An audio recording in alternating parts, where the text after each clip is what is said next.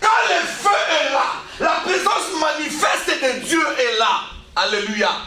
Quand le feu est là, on ne fait pas de tradition, non, non, non, non. On ne fait pas de rituels, non, non, non.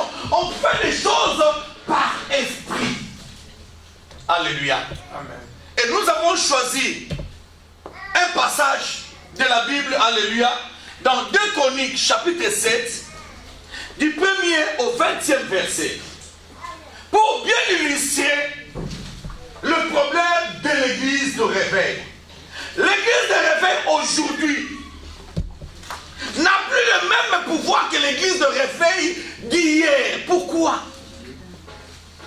Alléluia. Amen. L'église de réveil aujourd'hui n'a plus la même puissance que l'église de réveil d'hier. Pourquoi? Nous voyons Paul, quand il prêchait, le miracle se faisait. Quand Jésus même prêchait, le miracle se faisait. Alléluia. Mais aujourd'hui, nous avons un problème. Vous verrez même, quand il y a des miracles dans une église quelconque, les autres se lèvent pour dire que non, ces miracles-là ne sont que de faux miracles. Il a touché quoi? Le feu. Alléluia. Or que le vrai feu ne vient que de Dieu. Le vrai feu, c'est le Saint-Esprit. Quand tu pries en esprit et en vérité, il y aura toujours le feu qui va descendre. Alléluia. Le feu, ce n'est pas seulement être visible. Le feu que nous parlons, c'est un feu spirituel qui embrasse les choses dans le spirituel, qui fait des dégâts dans les choses spirituelles, dans le monde spirituel. Alléluia. Voilà pourquoi nous allons nous lever pour lire un peu rapidement dans 2 Chroniques 7, du 1er au 14e, au 20e verset. Si nous pouvons nous lire, nous mettre des mots, alléluia. 2 Chroniques 7, du 1er au 20e verset, rapidement.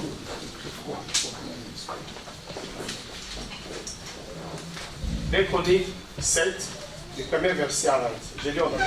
Amen. Lorsque Salomon eut achevé de prier, le feu descendit du ciel et consuma l'holocauste et les sacrifices. Yes. Et la gloire de l'Éternel remplit la maison. Le sacrificateur ne pouvait entrer dans la maison de l'Éternel, car la gloire de l'Éternel remplissait la maison de l'Éternel. Tous les enfants d'Israël virent descendre le feu, la gloire de l'Éternel sur la maison, et s'inclinèrent le visage contre terre sur le pavé, se prosternèrent et louèrent l'Éternel en disant, car il est bon, car sa miséricorde durera toujours. Amen. Les rois et tout le peuple offrirent le sacrifice devant l'Éternel. Le roi Salomon immola 22 000 bœufs et 120 000 brebis. 120 000 brebis. Ainsi, le roi et tout le peuple firent la dédicace de la maison de Dieu. Le sacrificateur se tenait à leur poste et le Lévite aussi avec les instruments faits à l'honneur de l'Éternel par le roi David pour le chant de louange de l'Éternel. Lorsque David les chargea de célébrer l'Éternel en disant, car sa miséricorde durera toujours. Le sacrificateur sonnait de trompette vis-à-vis d'eux et tout Israël était là. Salomon consacra le milieu du parvis qui devena la maison de l'Éternel, car il offrit là les holocaustes et le graisse des sacrifices d'action de grâce. Parce que l'autel de rein qui avait fait Salomon ne pouvait contenir les holocaustes et les sacrifices de graisse et les offrandes de graisse. Salomon célébra la fête de en ces temps-là pendant 7 jours. Et tout Israël avec lui. Une grande multitude était venue depuis les environs Hamath jusqu'au torrent d'Égypte. Le 8e jour, ils eurent une assemblée solennelle, car ils firent la dédicace de l'autel pendant 7 jours et la fête pendant 7 jours. Le 23e jour du 7e mois, Salomon renvoya dans ces tentes, le peuple joyait et content pour le bien que l'Éternel avait fait à David, à Salomon, à Israël, son peuple. Lorsque Salomon eut achevé la maison de l'Éternel et la maison du roi, il réussit dans tout ce qu'il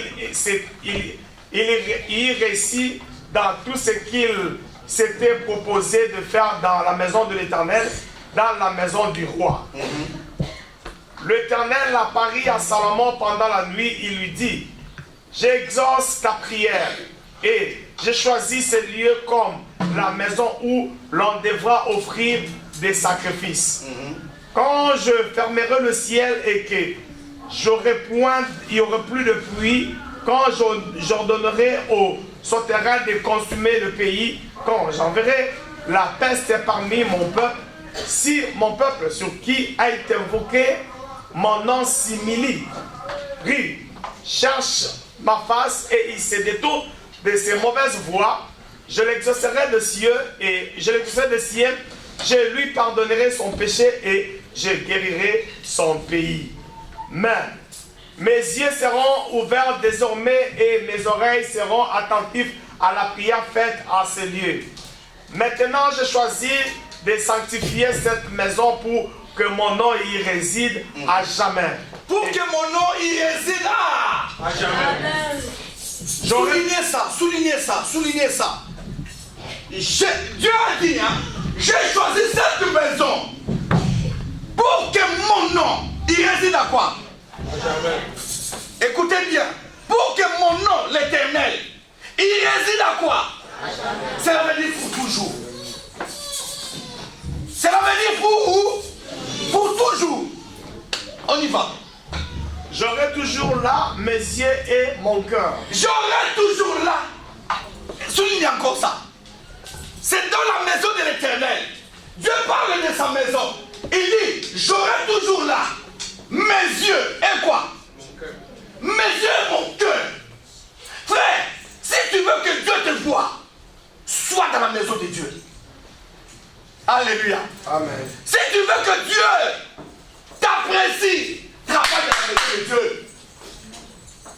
Si tu veux toucher le cœur de Dieu, sois dans la maison de Dieu.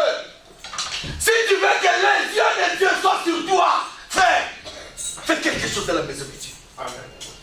Tu verras, ça c'est le secret. Et il y a un peuple qui connaît ces secrets, c'est le peuple juif. On y va. Et toi, si tu marches à ma présence comme a marché David, ton père. Mais non, ça c'est la bénédiction de Salomon. Faisant tout ce que je t'ai commandé et... Si tu marches devant moi, dans l'intégrité, dans la crainte de Dieu, selon ma volonté, regarde les récompenses. On y va. Si tu observes mes lois et mes ordonnances, yes, j'affermirai le trône de ton royaume. J'affermirai le trône de ton royaume. Salomon n'a pas été détrôné. Son royaume a été affermi. On le verra. Comme je l'ai promis à David ton père en disant, tu ne manqueras jamais un successeur qui régnera en Israël. Frère, laisse-moi te dire, si tu prends soin de la maison de Dieu, des choses de Dieu, frère, tu ne manqueras jamais un enfant qui sera comme une bénédiction pour ta vie. Jamais tu ne manqueras. Ta vieillesse sera assurée. Alléluia. Oh, nous voyons des gens, par exemple, dans ce monde. Tu verras que si papa était docteur, dans cette famille-là, il y aura toujours un docteur. Aujourd'hui, c'est la mode, hein. Papa était président. Qu'est-ce que nous voyons? Bush Junior. Qu'est-ce que nous voyons en Afrique? Hein? Des présidents issus de la famille présidentielle. Pourquoi? Parce qu'il y a un secret, un peu de magie. Si tu fais de l'Éternel tes délices, il te donnera quoi? Ce que ton cœur désire. Sache préparer tes enfants. Comment préparer tes enfants? C'est dans le Seigneur. Si tu prépares tes enfants dans le Seigneur, à craindre Dieu, à aimer les choses de Dieu, frère, tu vivras une vieillesse de bénédiction. On y va. Mais si vous détournez, si vous abandonnez mes lois et mes commandements, je vous ai prescrits. Et si vous allez servir d'autres dieux et vous prosterner devant eux, je vous arracherai de mon pays que je vous ai donné. Je rejetterai loin de moi cette maison que j'ai consacrée à mon nom. Si vous rejetez le Seigneur, dans votre famille, vous ne voulez pas élever Dieu, quelle est la conséquence? Vous serez rejeté. Et quand quelqu'un est rejeté, il est pour lui-même. Frère, même si la maladie passe de l'autre côté, alléluia, il te voit seulement à 100 mètres, il entre. Les démons passent de l'autre côté, il te voit même à 1000 mètres, il vient, il entre. Pourquoi? Parce que tu es voué à l'éternel, tu es laissé abandonner par toi-même. Et c'est grave, mon frère, d'être loin de Dieu, ou bien d'être abandonné par Dieu. Frère, si Dieu t'abandonne, où est-ce que tu auras la protection? La Bible dit, il s'appelle le rocher, le protecteur. Le diable n'est pas le rocher. Le diable n'est pas le protecteur. Le diable ne protège pas. Il est le destructeur. Alléluia. Amen. On y va.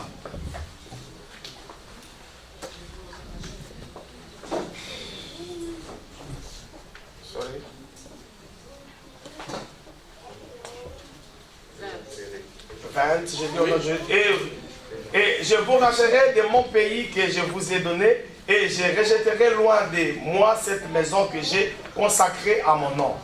Et j'en ferai un sujet de sarcasme et de raillerie parmi tout le peuple. Amen. Hein? On acclame tous notre Dieu.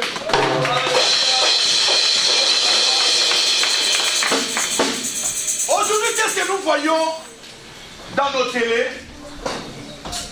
Il y a une actualité qui passe. Le monde dans lequel c'est aujourd'hui, le monde est en train de bouger parce qu'il y a un président qui s'est levé pour dire que non, j'amènerai, je vais transférer l'ambassade des États-Unis à Jérusalem. Alléluia. Amen. Le monde est en train de bouger. Le monde est en train d'être divisé. Il y a ceux-là qui sont contre et ceux-là qui sont pour. Mais sachez-le, quand tu es pour, il y a toujours des conséquences. Quand tu es contre, il y a toujours des conséquences. Si tu n'as pas de conséquences chez les uns, tu auras des conséquences chez les autres. Il n'y a pas de fuite. La politique, alléluia. Oui, c'est un terrain de vengeance. La politique, c'est un terrain où il n'y a pas d'amour, il n'y a que d'intérêt. Frère, parlons de Jérusalem. Jérusalem, normalement, c'est Jérusalem.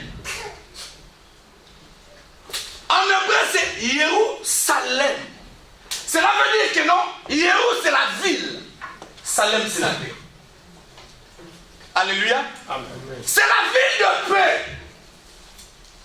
Allez lire dans 1 Chronique 21-22, tu verras. C'est l'origine de cette ville. C'était une ville cananéenne qui s'appelait Jébus, dont les habitants s'appelaient Jébusiens. Alléluia. Quand Israël est sorti de l'Égypte, arrivé dans le désert, alléluia, Moïse est resté et c'était Josué maintenant. Josué a pris le relève. Alléluia. Josué a amené la conquête. Alléluia. Jusqu'à Canaan. Arrivé à Canaan, il y avait une coalition de rois. Entre autres, le roi des Jébusiens qui s'appelait Adoni. Alléluia. Amen. Qui s'était élevé combattre les enfants d'Israël. À ce moment-là, il n'était pas encore Israël. Parce que l'Israël n'était pas encore né. Alléluia. C'était plutôt le peuple juif. Venu des Hébreux. Hébreux était qui? Hébreux, qui était leur ancêtre. Venu Palestiniens et les Juifs et les Arabes sont venus de qui? D'Abraham. Voilà pourquoi, vous verrez, il y a 3 religions, alléluia, qui reconnaissent un seul Dieu, qu'on appelle des religions monothéistes. Il y a l'islam. Quand tu rencontres un musulman, tu lui dis Allah bir. Il te dit Allah bir. Cela veut dire quoi?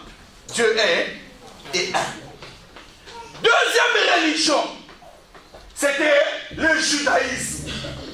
Dans le judaïsme, qui sont venus de Moïse, et c'est une religion qui est des enfants d'Israël. Alléluia.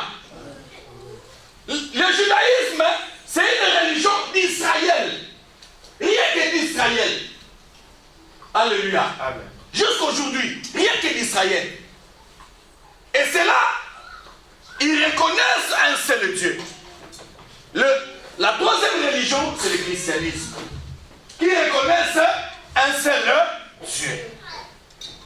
Quand Josué a pris les relèves, il a commencé à faire des conquêtes. Il a battu le roi Adonis. Alléluia. Il a pris les terrains. Je vous donne l'origine. Parce que aujourd'hui, beaucoup de gens ne savent pas. Oh, mais Israël fait s'accaparer de cette ville-là. Est-ce que c'est à lui? C'est la ville des Palestiniens. Écoutez l'origine. Écoutez l'histoire. Josué, comme dans le temps, on prenait des terres par conquête. Aujourd'hui, on parle des Galates, n'est-ce pas? Mais en soi, les Galates sont des Gaulois. Alléluia. Les Galates sont des Gaulois qui sont venus de l'Europe centrale. Alléluia. Ils ont fait la conquête jusqu'à l'Asie mineure. Ils ont pris des territoires, entre autres, ici, à Taxi. C'est leur territoire. Voilà pourquoi on parle de quoi? De Galatasaray, cité des Galates. Sarai veut dire cité. La femme d'Abraham s'appelait quoi? S'appelait qui? Sarai, la mère de Mititi, la mère de la cité. Alléluia. Alléluia. La mère de la cité, la mère de Mititi, Sarai. Et Galata, ce n'est que le nom des habitants. Et ces habitants-là sont venus d'où? De l'Europe centrale, comme des Gaulois. C'est le mot Gaulois qui a engendré le mot Galate. Alléluia. Amen. Alléluia. Amen. Alléluia. Amen. Et ils sont là jusqu'aujourd'hui. Josué, quand il a conquis Canaan, il a commencé à partager Canaan. Et il est allé donner la ville de Jébus aux Benjamites. Alléluia. Il a donné la ville aux Benjamites. Mais écoute maintenant, l'ère des Benjamites. Benjamites ont compris, ils ont dit que non. Cette ville, il y a beaucoup d'étrangers. Alléluia. Il y a beaucoup d'étrangers. Ils ont laissé cette ville-là comme la ville des étrangers. Alléluia. Voilà pourquoi Dieu étant Dieu, il a dit, Jérusalem ne sera pas limitée. Parce que c'est la ville des étrangers. Amen. Amen. Amen. Amen. C'est la ville de tout le monde. Alléluia. Amen. Dans Ésaïe 54, il dit quoi? Jérusalem ne sera ni mesurée, ni limitée, ni à gauche, ni à droite. Pourquoi? Parce que d'après les Benjamites qui avaient possédé cette ville-là, eux-mêmes l'ont considéré, ce n'était pas eux, c'était Dieu. Alléluia. Amen. C'était Dieu qui les avait dit que non, écoutez, cette ville ici, j'ai des projets. Jérémie 29, verset 11. J'ai des projets formulés sur vous. Vous ne serez pas les vrais propriétaires. Vous serez les propriétaires. Mais en plus de tout ça, il y aura aussi des gens qui vont se joindre à vous. Alléluia. Amen. Ils ont laissé Jébus à la portée de tout le monde. Maintenant, des années après, des Jébusites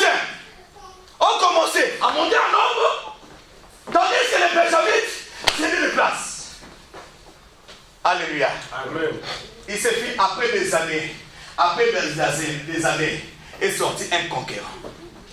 Alléluia. Un conquérant. Alléluia. Il est là. Il est venu. Alléluia.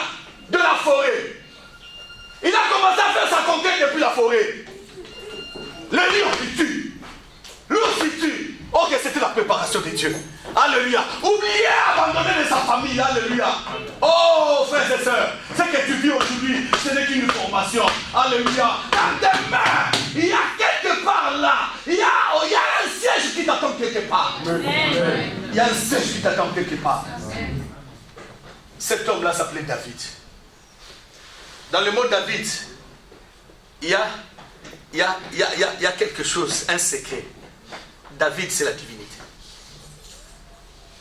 Alléluia. Amen. Dans le mot David, alléluia, il y a divinité à l'intérieur. Alléluia. Voilà pourquoi, quand David venait, David ne l'a pas prêché par rapport à Salomon. David n'a pas été prêché, mais David connaissait le Dieu d'Israël. Qui l'avait prêché? Il y a des enfants qui naissent avec les choses de Dieu, sans pour autant être prêchés. Vous verrez que cet enfant-là, il aime Dieu, il aime les choses de Dieu, il chante les chansons de Dieu, il aime, vous sentez que non. Mais qui l'a prêché à cet âge? Non, il est né avec la chose de Dieu. Alléluia. Il est né avec quoi? Avec la chose de Dieu. Quand David a commencé, David a commencé à avancer. Arrivé à Hébron. Il s'est installé à Hébron pendant 7 ans. Il a eu tous les enfants. Alléluia. À Hébron. Là, Hébron encore. C'était un Jébus. Pardon, c'était avant Jébus. Alléluia. C'était avant Jébus. David voulait conquérir maintenant Jébus. C'est là où vient l'histoire des aveugles et des boiteux. C'était des habitants de Jébus. Quand ils ont su que David venait pour conquérir Jébus, les habitants de Jébus ont dit: David, si tu rentres ici, sache que les aveugles et les boiteux te condamnent à mort. La seule place où David a eu peur dans sa vie, c'est devant Jérusalem, devant Jébus. David a crié, il a appelé son armée, il a dit: qui va faire avoir l'homme qui est à la citadelle de Jérusalem? Qui? C'était le désir de David. Quand il criait, il y avait un vaillant héros qui s'appelait Joab. Joab a dit: David, moi je le ferai. Alléluia. Le vaillant héros, le capitaine. Joab est entré par le canal de l'eau. Il a filtré. Il s'est infiltré dans le canal jusqu'à arriver à Jérusalem.